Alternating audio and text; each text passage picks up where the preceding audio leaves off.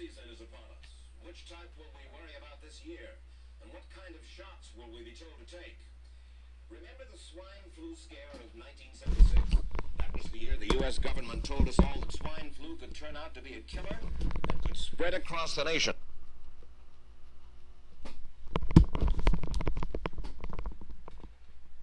Did you see that? They don't want you to watch that video. That just went straight to a new tab. And see, I don't have a... Wow. That's pretty wild. That is pretty wild. See, this one here is still trying to get there. And then this one here...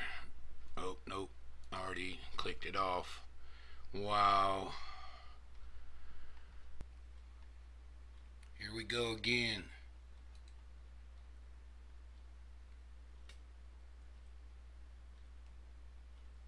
Frequent heartburn strikes again. This time, it's assault with a greasy weapon. Let's close this case with the Zegbit OTC Frequent Heartburn Relief Challenge.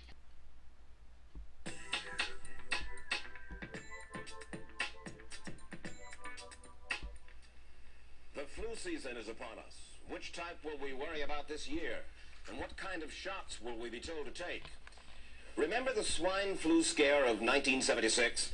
That was the year the U.S. government told us all that swine flu could turn out to be a killer that could spread across the nation. And Washington decided that every man, woman, and child in the nation should get a shot to prevent a nationwide outbreak, a pandemic. Well, 46 million of us obediently took the shot. And now 4,000 Americans are claiming damages from Uncle Sam amounting to $3.5 billion. Because of what happened when they took that shot. By far the greatest number of the claims, 2/3 of them, are for neurological damage or even death, allegedly triggered by the flu shot. We pick up the story back in 1976 when the threat posed by the swine flu virus seemed very real indeed.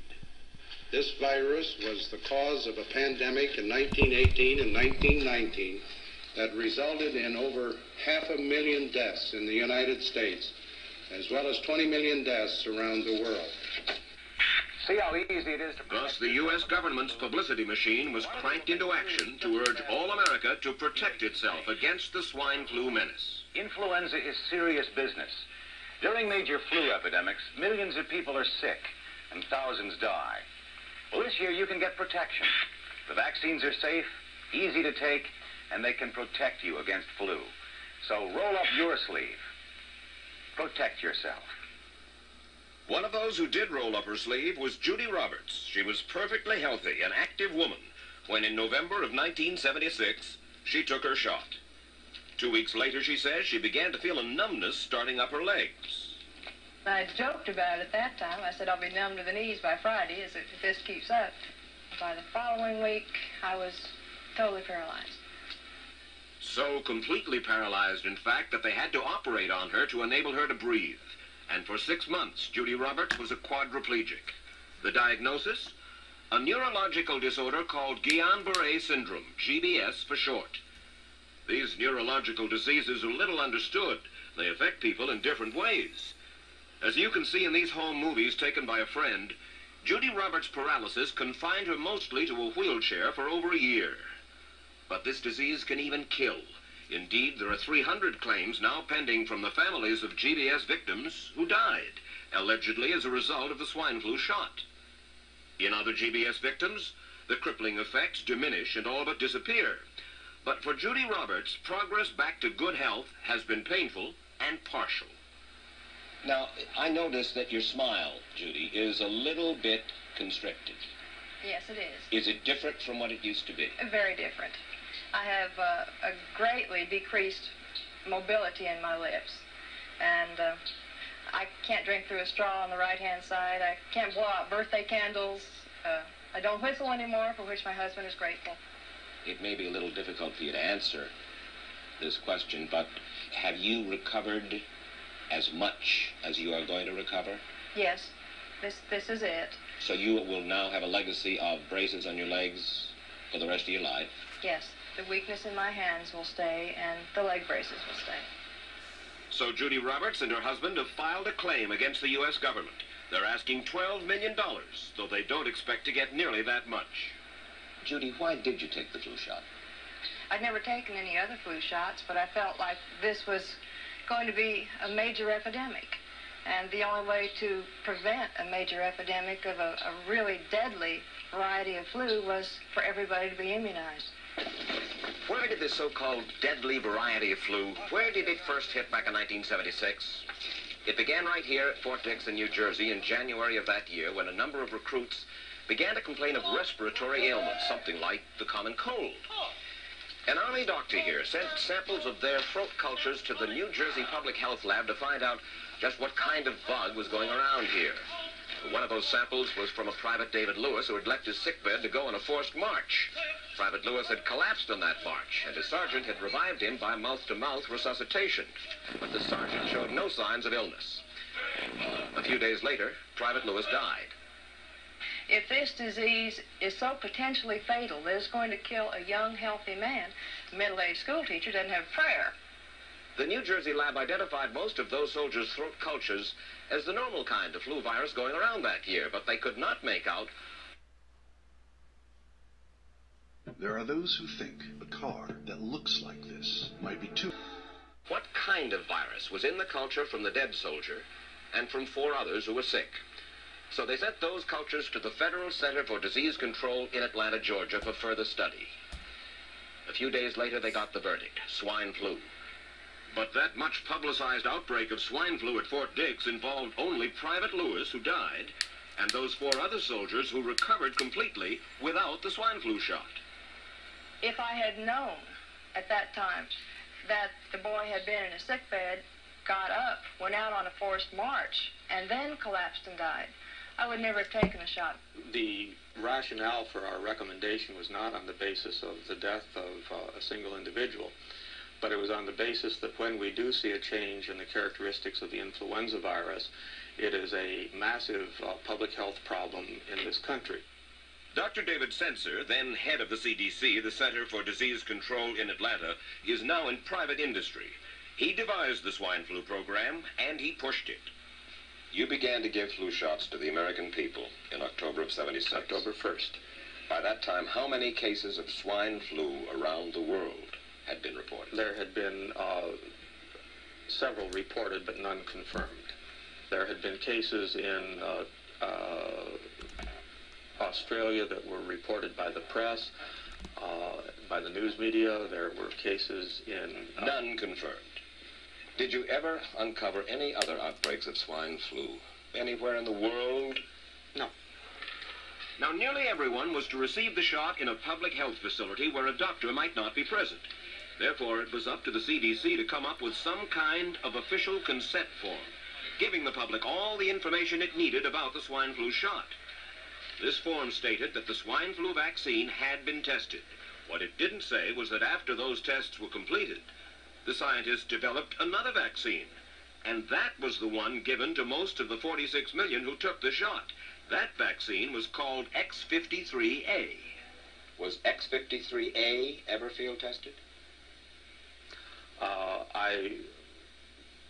I can't say. I would have to... It wasn't. I don't know. Well, I would think that you're in charge of the program. I would have to check the records. I haven't looked at this in some time. The information form, the consent form, was also supposed to warn people about any risks of serious complications following the shot. But did it? No, I had never heard of any reactions other than a sore arm, fever, this sort of thing. Judy Roberts' husband, Gene, also took the shot. Yes, I looked at that document. I signed it. Nothing on there said I was going to have a heart attack or I can get Guillain-Barré, which I'd never heard of. What if people from the government, from the Center for Disease Control, what if they had indeed known about it? What would be your feeling? They should have told us.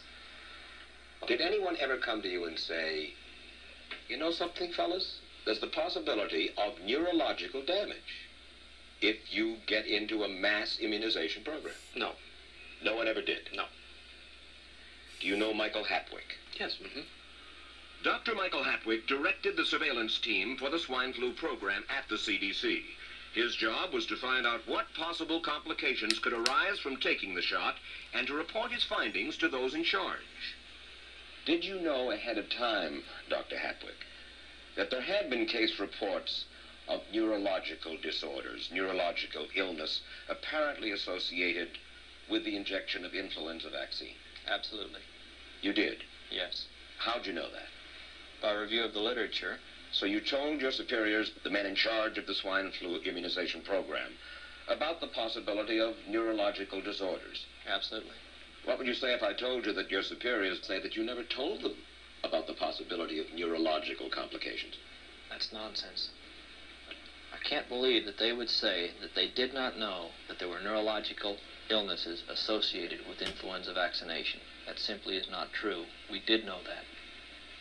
I've said that Dr. Hatwick had never told me of his feelings on this subject. That he's lying. I guess you would have to make that assumption. Then why does this report from your own agency, dated July 1976, list neurological complications as a possibility? I think the consensus of the scientific community was that the evidence relating neurologic disorders to influenza immunization was such